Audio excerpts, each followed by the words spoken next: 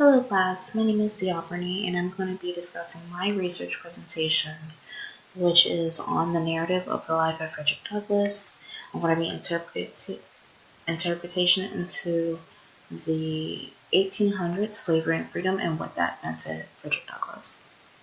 So, to start, the genre of the book is an autobiography. It was a story of his life from when he was a child to which he told his story in 1845.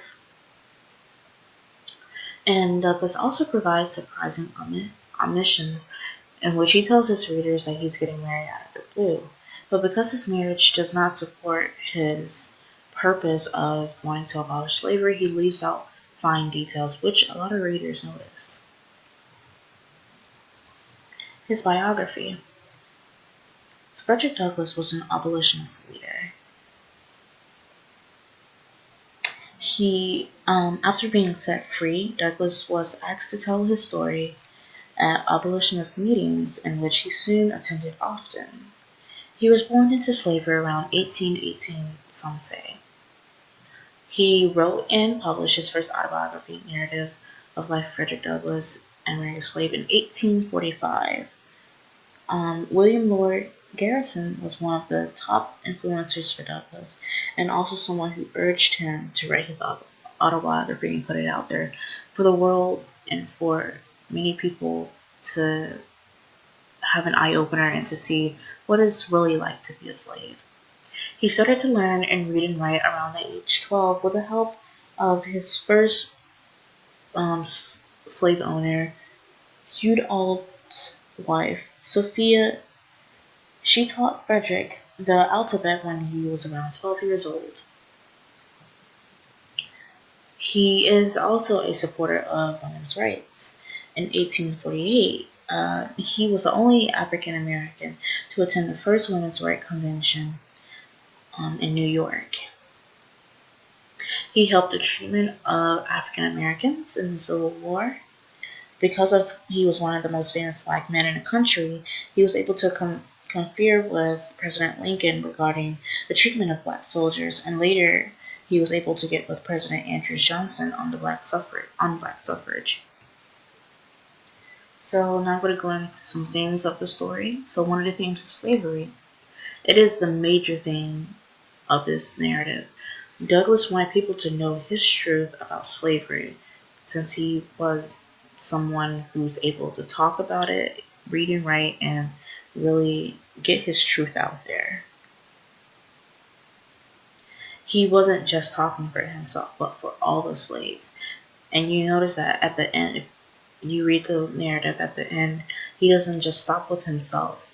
He knows that he has a voice and he's able to do things that most slaves are not able to do. So he's taking advantage of that, and he's wanting to help everybody, not just himself. He doesn't just stop there. And something to think about, Douglass argues that slaves aren't the only victims of slavery. What does he mean by that? I have a quote here to help you answer that question, which is, where justice is denied, where property is enforced, where ignorance prevails, and where anyone's class is made to feel that society is an organized conspiracy to oppress, rob, and degrade them, neither persons nor property will be safe. And that was quoted from Frederick Douglass himself. Another major theme is education.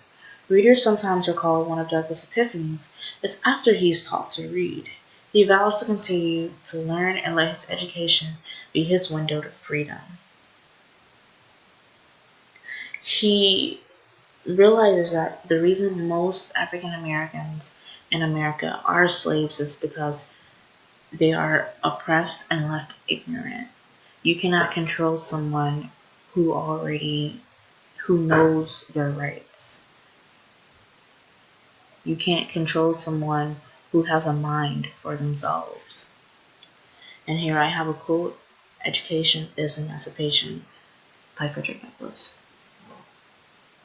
Another theme is Better America. Frederick put a lot of time and energy in proving that slaves are people and Americans as well. Back then, the Constitution stated that slaves were counted as 3/5 of a person. So say something happened on a plantation where a child or a woman or someone was, like, say, in worst case scenario, murdered. The average black man wouldn't be able to protest or be served as a witness to that person because they're not even looked at as a full person. So that there was already unfair for them. Another theme is truth. Frederick stresses the fact that his narrative is true, as well as Wendell and William in the preface. People who were slave owners or ignorant to slavery thought slaves were happy being as they were.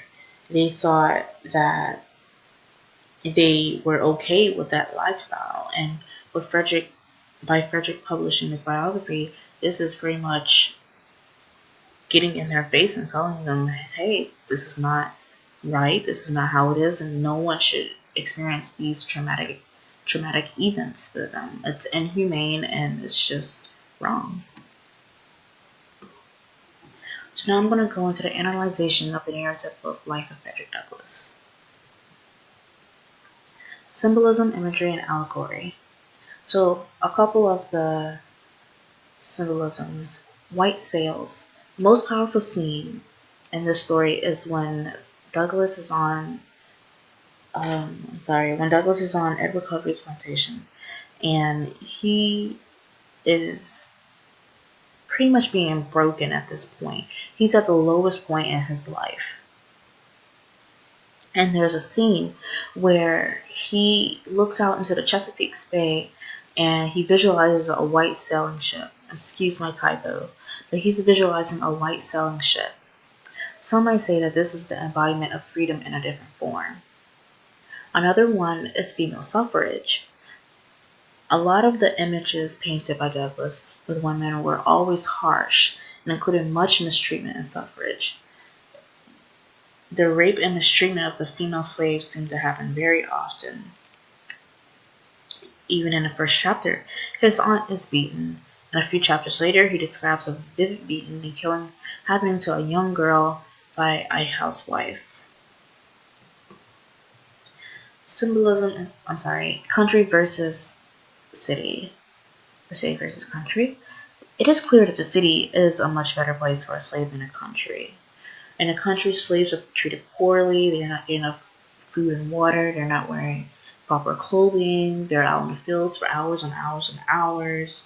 In a city, Douglass finds himself a little bit more lucky than most. He is learning more than he ever would if he was sold to someone in a country. He ends up learning from kids, sailors, and others that help him on his journey to freedom. The last one is Sandy's fruit. Sandy Jenkins offers Douglass a root from the forest. She claims it to protect slaves from being beaten and whipped. Of course, Douglass, being Christian, does not believe this, but he takes root anyways. This shows their roots for African. Well, this shows her roots for African heritage, and as a society, their religious approach to it. The writing style. Douglass' writing style would be considered old school. He is very blunt and he is very straightforward. Some parts of the narrative, however, are a bit complicated and includes a lot of fancy language, which I provided for example over here. It is said that he used the King James Bible as study, so it's going to have a little more elegant language in it. It says, I remember the first time I ever witnessed this horrible exhibition. I was quite a child, but I will remember it. I never shall forget it whilst I remember anything. It was the first of a long series of such outrages of which I was doomed to be a witness and a participant. It struck me with awful force. It was a blood-stained gate, the entrance to the hell of slavery, through which I was able to pass. About to pass. It was a most terrible spectacle. I wish I could commit to paper the feeling which I beheld it. Allusions. An allusion is an expression designed to to call something to mind without mentioning it explicitly, or indirect or passing reference. So we have his biblical references, which is Matthew's 25:35, which states, I was hungry and he gave me meat. I was thirsty and he gave me drink. I was stranger and he took me in.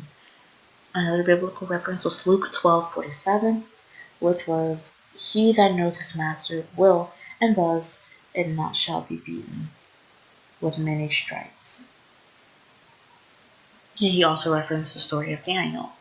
His literary references was William Shakespeare Hamlet, which states, Rather bear these ill we have than fly to others that we know not of. And he also a literary reference is Richard Sheridan and John Leaf Whittier. His historical reference is Patrick Henry, African slave trade, Napoleon, and the Underground Railroad.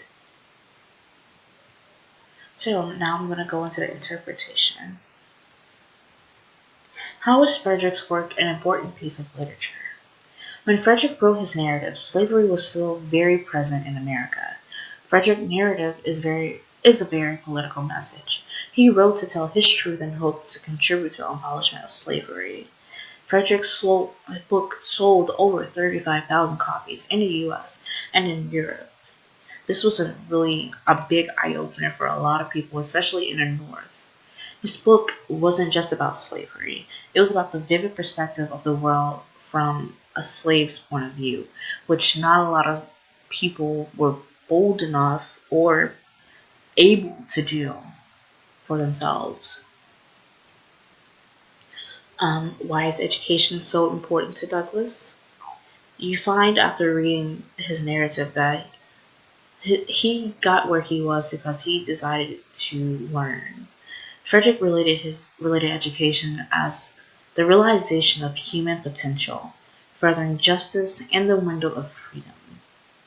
Education means emancipation, he said. It means light and liberty.